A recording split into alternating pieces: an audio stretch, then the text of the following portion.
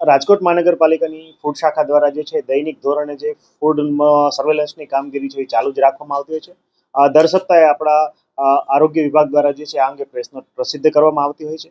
ગત સપ્તાહે જે મવડી વિસ્તારમાં નંદનવન રેસિડેન્સીમાં આવેલ દામોદર ડેરી ફાર્મ જે છે ત્યાંથી અંદાજિત 205 કિલો જેટલો અખાદ્ય માવાની મીઠાઈનો જથ્થો, આ ઉપરાંત ક્રન્ચી બોલ્સ દાણા, ચોકલેટ દાણા વગેરે જે જથ્થો જે છે એનો સોલિડ વેસ્ટ મેનેજમેન્ટની ટીમની જે વાન જે છે એના દ્વારા નિકાલ કરવામાં આવ્યો છે અને આ તમામ જથ્થાનો જે અખાદ્ય હતો એનો નિકાલ કરવામાં આવ્યો છે.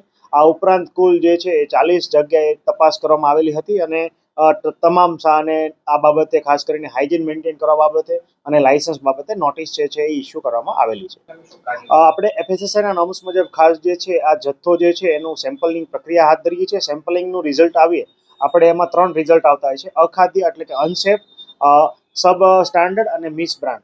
તો સબ સ્ટાન્ડર્ડ અને મિસ બ્રાન્ડ કોઈ પણ જો સેમ્પલ આવે તો આમાં એજ્યુડિકેશનની કાર્યવાહી થતી હોય છે અને અનસેફ નમૂનો આવે તો ફોજદારી જે છે એ કાર્યવાહી થતી હોય છે. અને સમયાંતરે જો 3 કે 3થી વધુ વખત જો સેમ નિયમનો જે ભંગ જણાતો હોય તો આવાનું જે વિક્રેતા અથવા જે પ્રોડક્શન કરતા હોય એનું લાયસન્સ છે એ રદ કરવામાં આવતું હોય છે.